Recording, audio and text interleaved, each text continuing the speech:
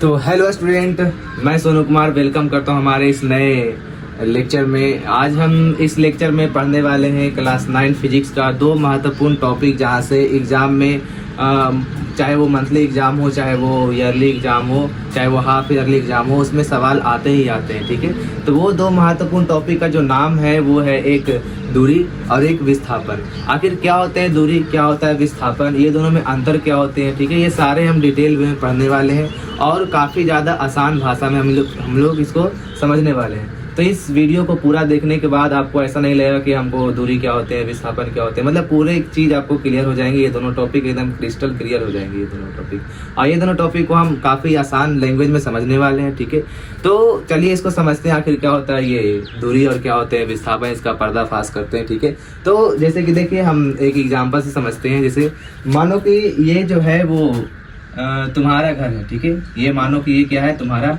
घर है। ठीक है, बहुत बढ़िया, ये क्लियर है। ठीक है, और ये मानो तुम्हारा दोस्त का घर है। ठीक है, मान लो ये तुम्हारा दोस्त का घर है, ये तुम्हारा फ्रेंड है। ठीक है, कौन है ये, फ्रेंड है। और मान लो तुम्हारा कोई XYZ जो भी नाम है। ठीक है, ऐसे ही ये देते हैं कि ये जो तुम्हारा घर है वो A बिंदु पे है और ये इसका घर है जो B बिंदु पे। ठीक है, ये क्लियर है तुम्हारा।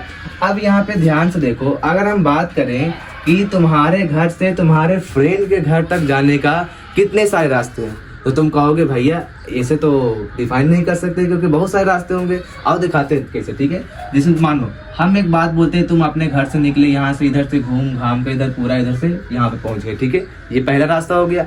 अगर हम बात करें दूसरे रास्ता का, तो फिर यहाँ से इधर से घूमेंगे, फिर यहाँ से जाएंगे, बगल में बाजार होगा, वहाँ से समोसा वगैरह खाएंगे, छेना रसगुल्ला खाएंगे और फिर उसके अपने दोस्त के घर पहुंच जाएंगे। ठीक है, और एक और रास्ता भी हो सकता है, यहाँ से फिर इधर से जाएंगे, फिर इधर घूमेंगे, फिर इधर जाएंगे, फिर इधर घूमेंगे और फिर पहुंच जाएंगे। ठीक है, ये बहुत सारे रास्ते होंगे, ऐसे और सारे बहुत सारे रास्ते होंगे, तो हम सारे को ड्रॉ नहीं कर सकते। ठीक है, लेकिन यहाँ पे एक और रास्ता होता है कि हम यहाँ से अपने घर से निकले और सीधे बिना किसी स्टॉपेज के डायरेक्ट हम सीधे अपने दोस्त के घर पहुंच जाएं। ठीक है, बात समझ में आ रहा है। ठीक है, मतलब एक रास्ता ये भी है कि हम यहाँ से क्या करें, निकले अपने घर से और सीधे अपने फ्रेंड के घर पहुंच जाएं। ये बात क्लियर है। तो ध्यान से देखना, अगर हम बात करें कि इस रास्ते का ये वाला इतना सारा जो भी रास्ता है, ठीक है, तो यही कहलाते हैं हमारा दूरी। मतलब दूरी क्या होता है, तो A बिंदु से लेकर के B बिंदु तक जाने का जो रास्ते की लंबाई होता है उसी को बोलते हैं हम दूरी। ठीक है, लेकिन अगर हम बात करें विस्थापन का, ठीक है, तो विस्थापन जो होता है वो A बिंदु से लेकर के B बिंदु तक जाने में जो सबसे कम दूरी तय करना पड़ता है उसी को बोलते हैं हम विस्थापन। बात समझ आ रहा है। ठीक है, देखो यहाँ से अगर हम यहाँ से चले हैं तो ऐसा कौन सा रास्ता, अगर इस रास्ते का नाम देते हैं X, ठीक है, इस रास्ते का नाम देते हैं Y, इस रास्ते का नाम देते हैं मान लो Z, ये सीधा वाला जो है। ठीक है, और इस रास्ते का नाम देते हैं हम मान लो T। ठीक है, तो अब यहाँ से एक सवाल हम तुमसे पूछ सकते हैं कि बताओ आखिर कौन सा ऐसा रास्ता का नाम है जो सबसे कम दूरी चलना पड़ रहा है हमको और हम अपने दोस्त के पास पहुंच जा रहे हैं। ठीक है, तो इसको जवाब तुम अभी पॉज करो और उसको जवाब दो अभी तुरंत। ठीक है, यूट्यूब पे मतलब जो भी है कमेंट सेक्शन में इसका आंसर दे देना। ठीक है, तो अभी जल्दी से पॉज करो, इसको जल्दी से बनाओ। आखिर मतलब सवाल क्या है कि कौन सा ऐसा रास्ता है जिसमें हम आसानी से और कम दूरी चल के हम अपने दोस्त के घर जा सकते हैं। ठीक है, जल्दी जवाब दोगे तो जवाब दे दिया। ठीक है, तो काफी सारे लोगों ने अच्छे रिस्पांस किए हैं। ठीक है, तो इसका जो जवाब होगा वो सिंपल सा है कि ये जेड वाला। तुम कहोगे कि भैया ये जो जेड वाला रास्ता है ना वो सबसे कम दूरी चलने पर हम पहुंच जा रहे हैं। ठीक है, तो यही होते हैं हमारा विस्थापन। ये क्या होता है, विस्थापन। ये ठीक है, मतलब A बिंदु से B बिंदु तक जाने में जो सबसे कम दूरी चलना पड़ता है उसी को बोलते हैं विस्थापन। बाकी ये भी जो भी तुम चल रहे हो, X रास्ते से जा रहे हो या फिर तुम ये Y रास्ते से जा रहे हो या फिर तुम ये Z ये फिर T रास्ते से जा रहे हो, इसका जो जितना तुमको चलना पड़ रहा है उसी को बोलते हैं हम दूरी। क्या बोलते हैं, दूरी। बात समझ आया, ये क्लियर है। तो अब हम ये विस्थापन और दूरी में कुछ डिफरेंसेस देखने वाले हैं, कुछ अंतर देखने वाले हैं कि आखिर क्या इसमें अंतर होते हैं। ठीक है, तो चलिए हम देखते हैं कि आखिर विस्थापन और तय की गई दूरी में अंतर क्या होता है। ठीक है, तो हम यहाँ पे लिखने वाले हैं। तो जो पहला डिफरेंस होता है दोनों के बीच में, तो ये जो हमारा विस्थापन होता है वो हमारा होता है सदिश राशि। क्या होता है, सदिश राशि, सदिश राशि। ठीक है, और ये जो हमारा तय की गई दूरी होता है वो होता है हमारा अदिश राशि। क्या होता है, अदिश राशि, अदिश राशि। ठीक है। इसको मतलब ऐसे समझ सकते हो कि जो दिशा के साथ, मतलब जिसको लिखने के लिए हमको परिमाण भी चाहिए और दिशा भी चाहिए, मतलब दोनों चाहिए, उसको बोलते हैं हम सदिश राशि। और जिसको हम लिखने के लिए केवल और केवल परिमाण की जरूरत होता है, उसको दिशा से कोई मतलब नहीं है, डायरेक्शन से कोई मतलब नहीं है, उसको हम बोलते हैं अदिश राशि। ठीक है। अब इसमें अगर तुम चाहोगे तो इसको सदिश राशि और अदिश राशि पे दोनों पे एक डिटेल वीडियो बना देंगे। अगर तुम कमेंट करते हो तो हम उसको भी देख लेंगे। ठीक है। या फिर अगले वीडियो में हम उसको ले लेंगे दोनों को। ठीक है, कि सदिश राशि क्या होते हैं, अदिश राशि क्या होते हैं। आगे हम बात करें दूसरा इस दोनों में अंतर। ठीक है। तो ये जो हमारा विस्थापन है, जो अभी हम बताएं तुमको, ठीक है, इसको व्यक्त करने के लिए, क्या करने के लिए, व्यक्त करने के लिए। ठीक है। इसको व्यक्त करने के लिए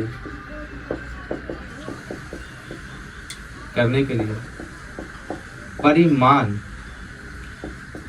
और दिशा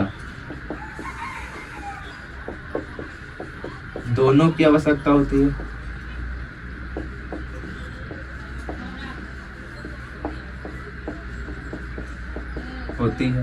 ठीक है। मतलब इसको लिखने के लिए हमको परिमाण भी चाहिए और डायरेक्शन भी चाहिए, मतलब कितना चला है और किधर चला है, ये दोनों अगर हमको चाहिए किसको, विस्थापन को लिखने के लिए। ठीक है। और अगर हम इसका बात करें, दूसरा डिफरेंस ये हो गया पहला और ये दूसरा। ठीक है। तो इसको व्यक्त करने के लिए केवल परिमाण की आवश्यकता होती है। मतलब इसमें लिख सकते हैं केवल परिमाण की आवश्यकता होती है। मतलब इसको लिखने के लिए केवल परिमाण की आवश्यकता होती है। ठीक है। अगर हम आगे तीसरा डिफरेंस की बात कर लें तो ये ध्यान से देखना। ठीक है। ये जो हमारा विस्थापन है वो हमारा धनात्मक भी हो सकता है, ऋणात्मक भी हो सकता है और शून्य भी हो सकता है।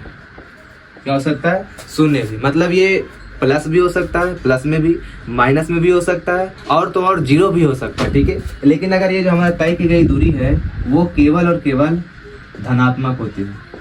क्या होती है, केवल धनात्मक। ना तो ये प्लस होगा, मतलब ना तो ये माइनस होगा और ना ही ये जीरो होगा। ये केवल और केवल क्या होगा, तो ये केवल और केवल पॉजिटिव होगा, प्लस वाला होगा। बात समझ में? ठीक है। अब अगर तुम चाहोगे तो ये तीनों जो हमारे टॉपिक है, मतलब ये सदिश राशि क्या होते हैं, अदिश राशि क्या होता है, ठीक है, इसको व्यक्त करने के लिए परिमाण और दिशा की आवश्यकता क्यों पड़ती है, ठीक है, अब इसको क्यों नहीं पड़ता है, ठीक है, ये प्लस वाला क्यों होता है, ये जीरो कब होता है, ये माइनस कब होता है, तो ये सब का एक एक टॉपिक है। ठीक है। मतलब ये जो फिजिक्स है ना वो एक समुंदर है। ठीक है। अभी जो ये तीन जो हम तुमको डिफरेंस बताए हैं, ये तीनों, ये तीन और ये तीन, यानी कि ये टोटल 6 टॉपिक है। कितने टॉपिक है, 6 टॉपिक है। ठीक है। तो अगर तुम इस सारे को डिटेल में पढ़ना चाहते हो और इसी तरह से आसान भाषा में समझना चाहते हो तो हमारे चैनल से जुड़े रहें। ठीक है। और कमेंट करें कि मतलब ये सब हम बताएं। ठीक है। अच्छे रिस्पांस रहेगा तो हम अगले वीडियो में भी लेकर आएंगे। और ये हमारा पहला लेक्चर था, कमेंट करके जरूर बताना कि कैसा था। ठीक है। अभी हम स्टार्ट ही कर रहे हैं, तो अगर थोड़ा सा